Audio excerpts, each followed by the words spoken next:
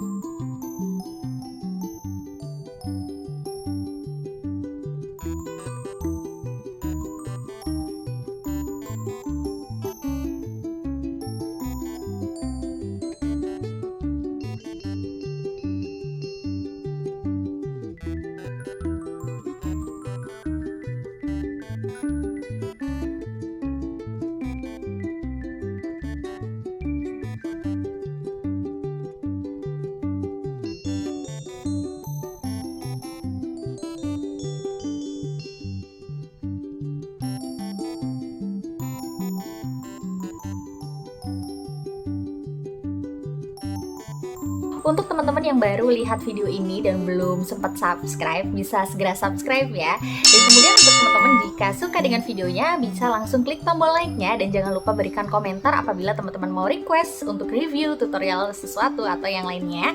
Itu langsung aja komentar di kolom komentar. Oke, akhir kata, thank you for watching and wassalamualaikum warahmatullahi wabarakatuh. See you on my next video.